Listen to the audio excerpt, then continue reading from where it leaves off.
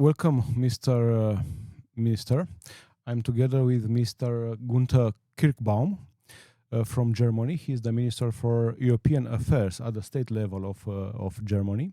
And now he's visiting me in my office in the Mairie of Sector 6, which we transformed into a studio for today for this discussion. Thank you very much. You are also a member of the Popular Party, European Popular Party. And I want to welcome you here for this discussion that we are going to have. And yeah, you're just welcome. So please, how do you find Romania until now? Well, first of all, thank you very much, dear Mr. Chuko, for this invitation, because I followed it with a great pleasure. Europe is not organized with the European Commission, with the European Parliament, or the European institution. Europe lives from the basis, and that means from the ordinary people and the local authorities. Here, the heart of Europe is beating. And for me, I was immediately convinced to come when I heard about your European engagement in the past. Because this is not found so often when we met mayors, that they have a huge experience in, let me say, all these institutions that are based on the local sectors, think tanks, in direct contact with science, with the people, with students, with universities. And I appreciate very much that you gave your expertise, not only here to Bucharest and to your own sector, but also to the people in Moldova, because we have to think of our neighbors. This is European solidarity, and solidarity is one of our crucial value inside European Union. So thank you very much also for all what you did for Europe and in Europe, especially for your neighbors in Moldova. And this explains why I'm here this morning. I started yesterday with my visit, my first official visit as a state minister when I met your prime minister, Mr. Bolojan. I continued in the foreign affairs ministry.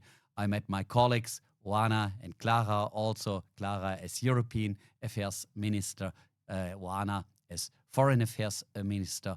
And then I met also our representatives of the AHK, how we call it, that's the Foreign Chamber of Commerce, because Germany is very interested not only as an investing market here in Romania. We see that a lot of companies trust Romania, and this trust has to be created. Finally, it is created once again by the local authorities, because this is credibility when they are able to attract foreign investors.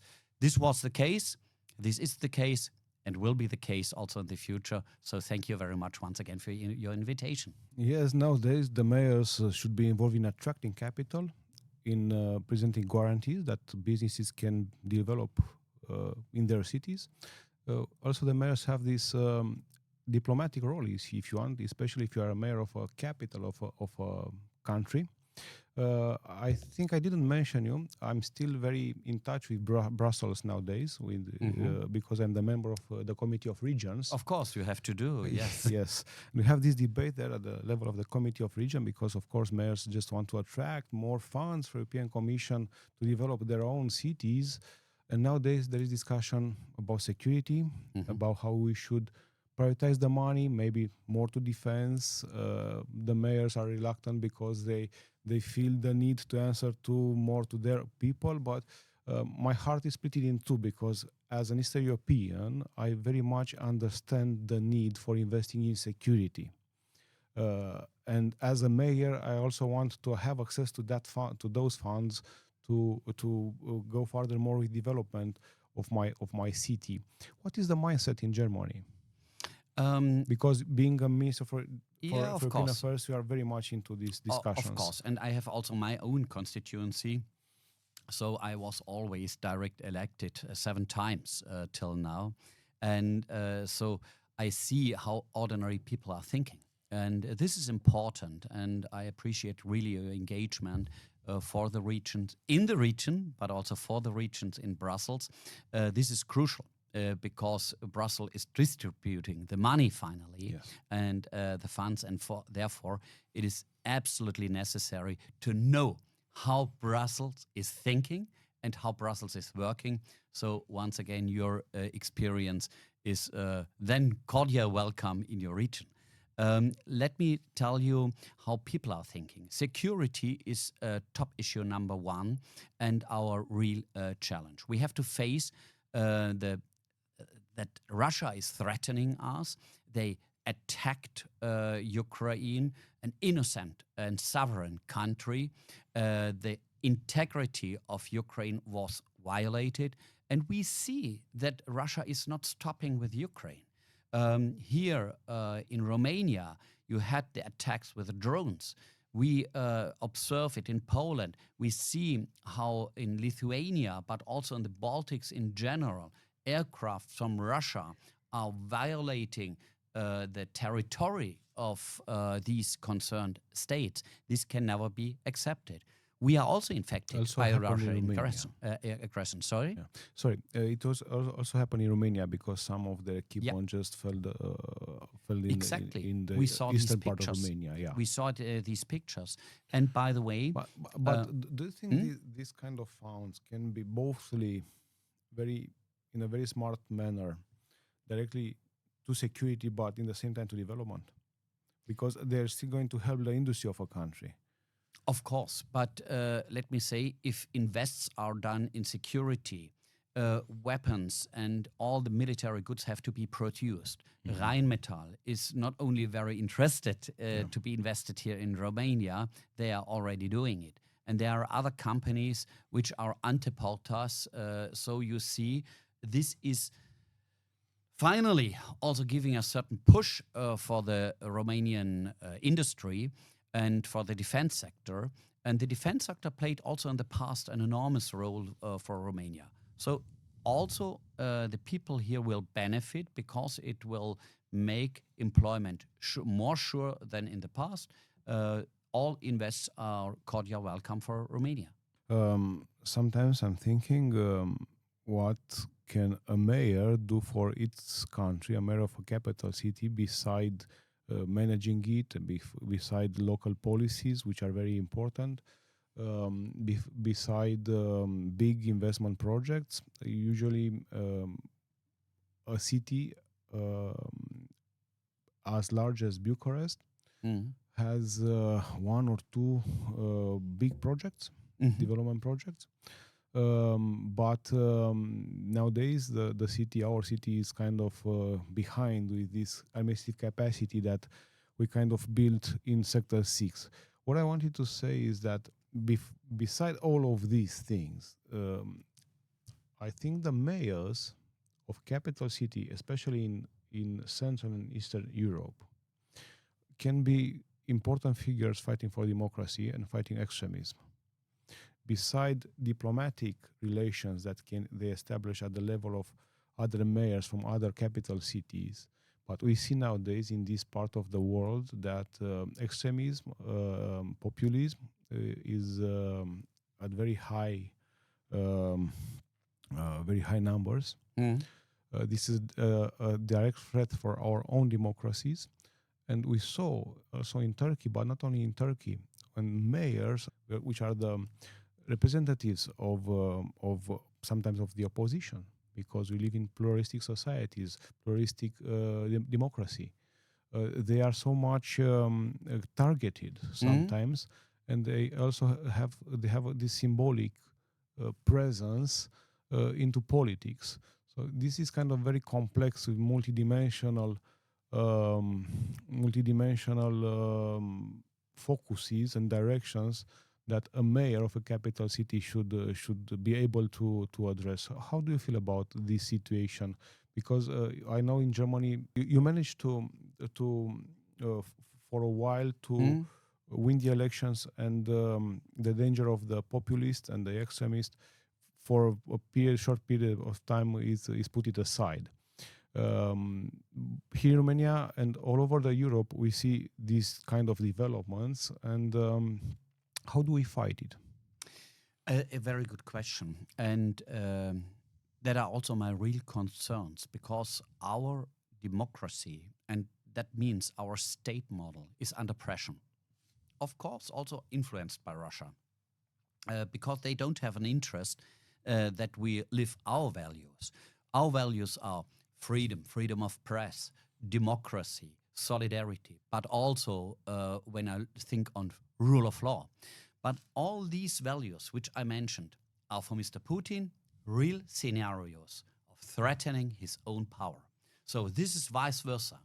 So we have to defend ourselves. In former times, it was sufficient to be in favor of democracy. Today, it's not any longer sufficient. We have to fight for democracy. And there I appreciate also the role of the mayors, because you are moderating it. Our society became more and more polarized. That means you see also in Germany, we see it in other countries, that mostly right radical or right populist party are want to take the floor. And there I see deep concerns. Also in the eastern part of Germany, I see this development. But the reasons are different. So some people feel forgotten.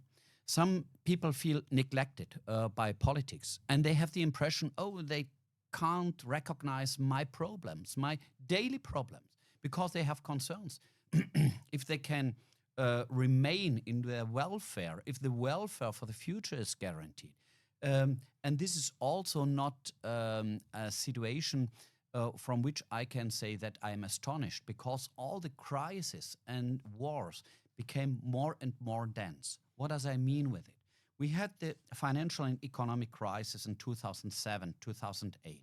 Then the crisis with the refugees, 2015, 7 years later. Then we had the crisis with COVID, not to forget, 2019, 40 years later. Then the war in Ukraine, not mentioning the situation in Gaza. Now the American administration with a president from which it is very, very difficult to predict what will he do next. We have Putin, we have Xi Jinping in China. So people want to have always orientation. They want that here the political class knows very well what to do next. So we have to give orientation, and we have also to solve the problem. This is the main expectation people have to ask towards politics. And here I appreciate especially everybody who is taking responsibility on the local sector. Why? More and more people who are taking responsibility, especially on the local sector. And my wife, she's also a part of the city council in Pforzheim, my constituency. Mm-hmm. But they are more and more under pressure. They are more and more in the focus. Hate campaigns in the internet, in the social medias. And there we have all a common job. We have to defend our model of democracy. And so I appreciate very much what the mayors in general are doing when they are moderating it. And perhaps there I have one question to you now. Please. About your decision. Why did you engage in local politics to become a mayor? Because knowing very well, today we have a Saturday, you have no weekend, Yeah. you have no leisure time, and also the attacks, what I mentioned in the internet, in the social media. So I think there's a part of idealism also asked to do such a job. Very much idealism. Prior in my life, before politics, being a think tank, being in a network of think tanks at the level of Europe in SEPS, one of the most recognized think tanks with the Romanian Center for European Policies, the natural career should be in Brussels or related to European affairs, maybe at the state level, in different policies regarding the impact and the relations between Brussels and Bucharest. That would have been my natural career. But I felt that sometimes it took so long because,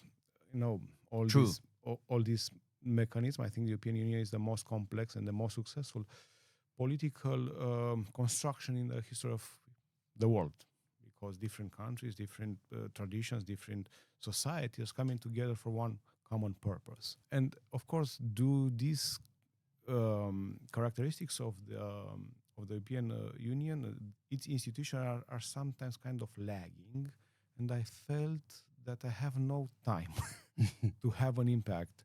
So this is one of the reasons I kind of quit my previous career.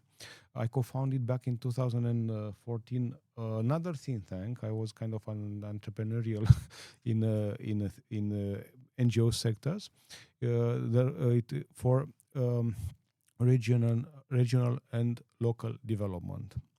So this is why I kind of turned my career towards local level. Mm-hmm. Interesting. Because as a mayor, I started and I also finished some of the projects that I promised to the community. The impact is more direct, it's more immediate. The connection between you as a politician, as a leader, and your community, it's very, very close. You feel all their needs, and sometimes, from the idea to the project at the European level or state level, it takes years in order to implement policies and have a direct impact. So I was kind of in a rush, I think. And this is the main reason that I joined politics at the local level, not European or national level. It is rather seldom that somebody who has such an European experience is then afterwards engaging on a local sector in the region as a mayor. Here you are the mayor of the sector number 6.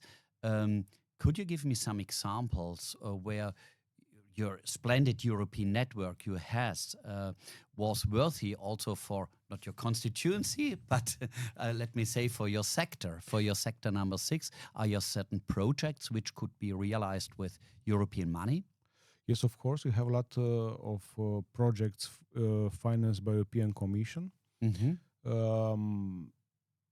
There are tens of schools now that we have these energy efficiency projects, and we build schools. We build 5 schools until now, new buildings, 2 kindergartens, and 1 nursery, and other are under construction. Parks, I just signed the contract for a sum around 10 million euros for Lacumori. This is a industrial lake that is going to be it is going to look more like a natural lake, because we're going to have all these environmental investments for flora, for fauna, and it is an anthropic lake, and it's going to be more natural. I think it's going to be the most attractive part in Bucharest. My experience, basically, working as a consultant and being part of civil society, and I was very much exposed to a lot of experiences from young leaders programs for civil society, EU young leaders program, and so on, to working with more senior experts when I was younger. In development strategies at the local and governmental level. And I took all those concepts because I think theory is very important. Practice is, of course, is important, but the theory, concept, the logical connections between concepts, how to apply them, how to understand them, and make your team understand the importance of applying different concepts. Most of them developed at the level of EU, or gather from all the municipalities, all the cities, and put together this exchange of experience, and seeing how other cities are developing was very helpful to me. And nowadays, being part of being a member of the Committee of Regions, I'm in a direct contact every month or every 2 months with mayors from across the Europe and the representatives of the regions. And this is how, from the local level, being exposed, me and my team, to so diverse and so much experiences, or those of them which are applicable, you may apply them to your sector, to your streets, to your neighborhoods. um, um, they kind of paid off. For instance, we have and we also innovated. For instance, we developed this concept, the uh, how to put it in English? We call it in Romanian Orașul Park. This would be like I understand. the city park, yeah. Mhm. So you don't only just build different parks, you arrange all the neighborhoods as a park with the same technology, and this we also have some awards in different let's say conferences and projects because Sector 6 became more green based on these developments. For instance, we have the first big park after communism, after 35 years, built in Sector 6. Oh, really? Now it's 8 hectares, and now he's going next year. It is Perhaps going in the to have. background, we have a map of this sector. Yes, we have it. Can you show it to me? It's on the right side from my. It's just in the city center, in the sector, in the sector center. So from 8 hectares, it is going to have doubled 16 hectares. Ah, okay. So this was I have to take the mic somehow. Yeah. So no problem. This was a railway who split it into half the sector. Ah, yes. It divided the city, or they divided the sector. And we transformed the former industrial railway that has no trains are going through there right now into a linear park, because this concept was also developed in many cities, especially in Europe and United States. States. Ask, it was because even if it sounds very technique now, but it could be realized with European money, these projects too, or do you think it could have been realized without European money? Yes, for this park we didn't take European money because of some land ownership rights. It belonged to the company for the railways, but for others, yes, of course. For instance, I am kind of proud of my team because we are, I think, of course, in Romania and I think in Eastern Europe, that we got this Invest EU facility. We are in the first 10s after it was launched in the European Union for building a hospital. So this is going to be the first hospital built by the state. There were other private initiatives, especially one from the civil society, that they built a hospital, but this is going to be the first public hospital to be built in Bucharest after communism. So this hospital, we've done a lot of studies. It is like crazy, you know, the bureaucracy. The bureaucracy, but it's necessary because I love evidence-based policies, evidence-based projects. So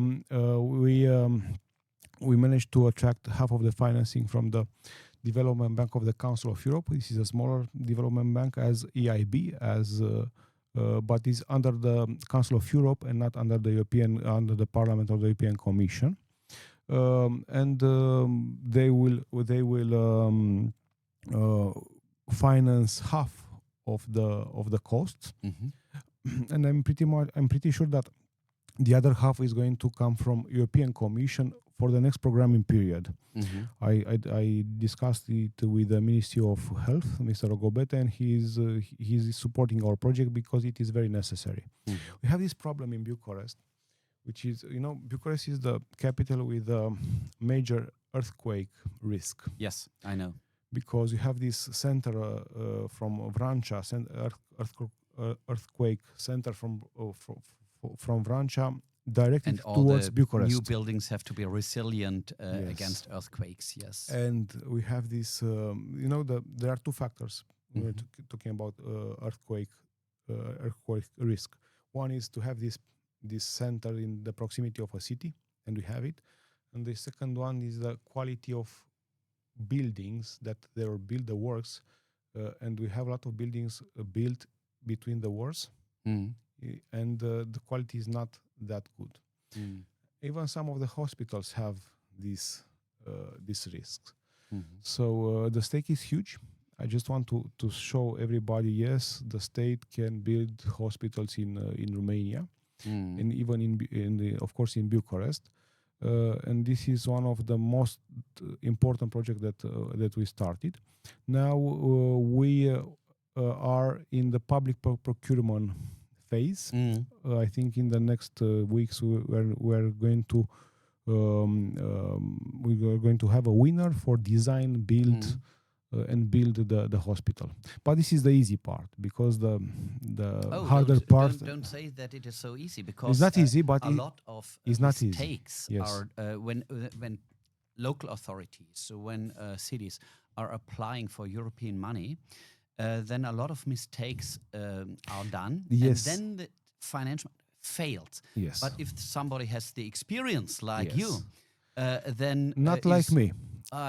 We work with experts from the EIB, the European. Of course, yeah, but and the it has experts to of be in a kind of cooperation. Yes. And if it not works, you So- will never get so- as a mayor the financement for it. The experts themselves were the ones involved in the feasibility study and in the sustainability aspect of the hospital. I was trying to say, okay, we're going to build it, but most difficult is going to be to operate it, because you have to have a lot of procedures, you have to have a lot of specialization and track records for everything in the hospital, and we are trying to build also this experience. Yeah, I can tell you hours. We can discuss hours about project. I'm very passionate about public administration. I have to confess that I'm into politics because I wanted to practice at the first hand public administration. As a consultant, I got frustrated, because I was doing my research, I doing the reports and the recommendation and so on, and most of the times they get in the drawers. Nobody was looking at them and nobody implemented them.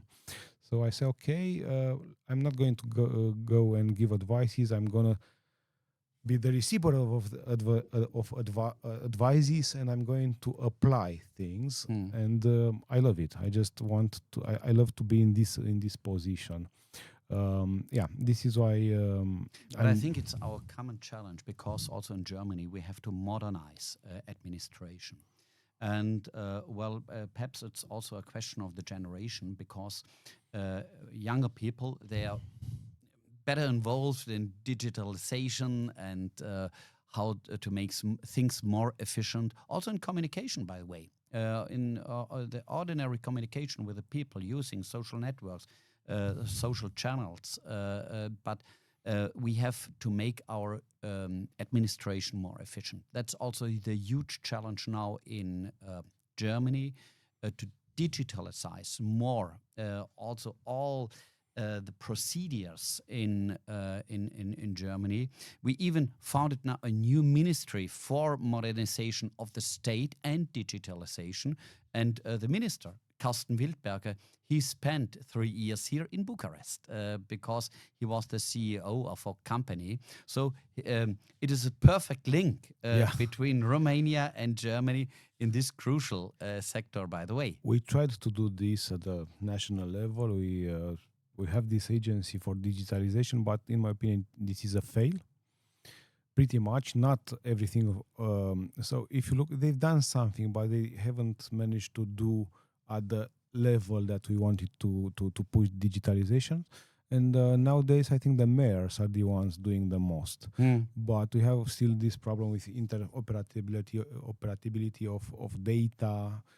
It's a huge challenge, and it's a very complex and a very hard challenge for Bucharest, because having 6 sectors, of course, we have to integrate all the services or the interactions of using the platforms and big data, to have applications, to be in contact with the citizens, and they have to access public services also through this type of applications.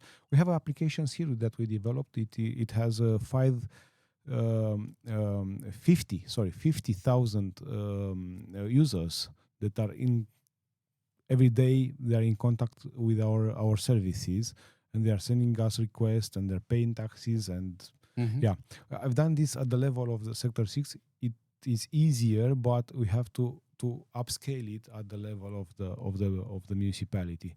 There is a huge task ahead. to have this reform in Bucharest, to have these um, competencies of what is doing the general mary, what is are doing the sectors, because we have years and years that it got kind of messy, and sometimes the citizens are not knowing what is the sector mary doing and what is the general mary doing, and we have to have this coherence analysis and reform at the level of Bucharest. Such a reform could take up to 2 years at least.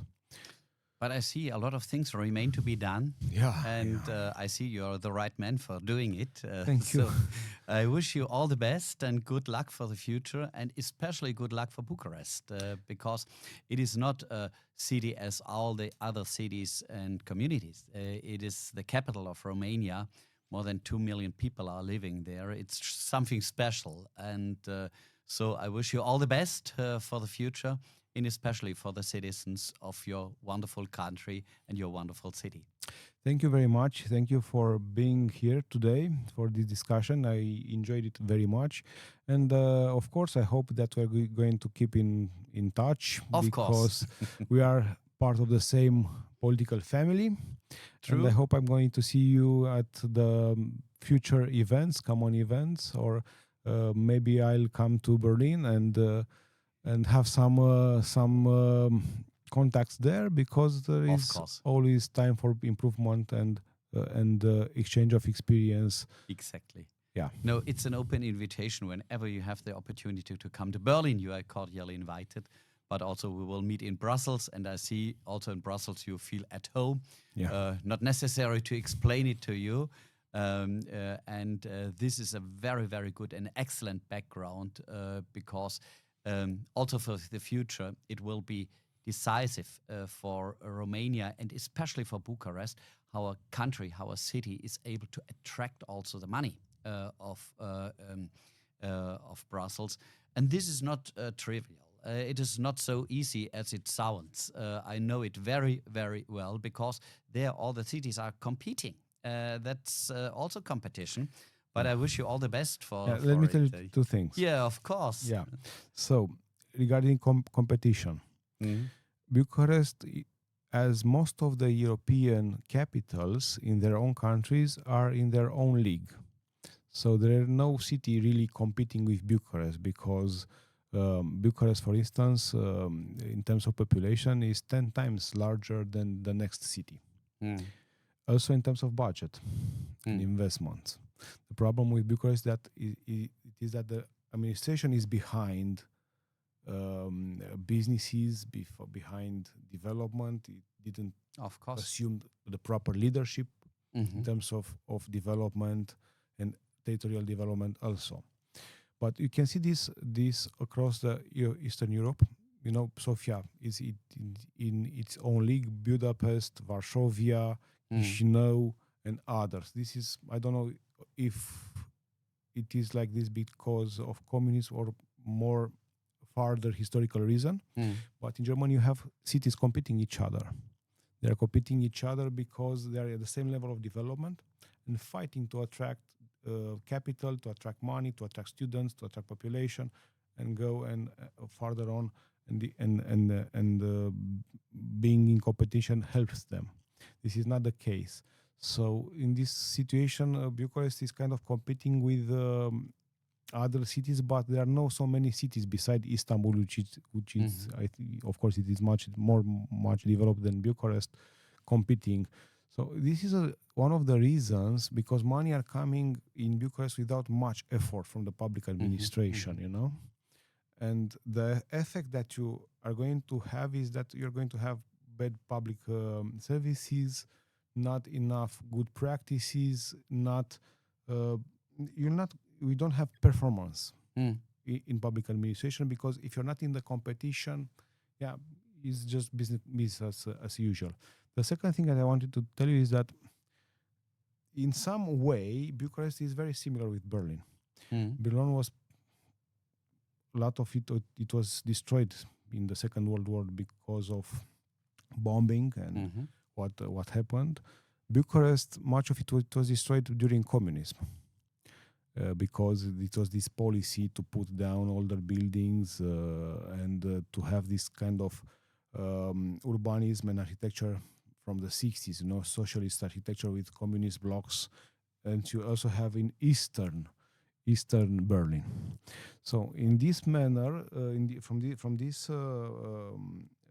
this point of view, you can say there are similarities between Bucharest and Berlin can be maybe seen. We have to look what has done in the last years, because I think we can learn from Berlin's experience. Not only Berlin's, but I think it's one of the cities.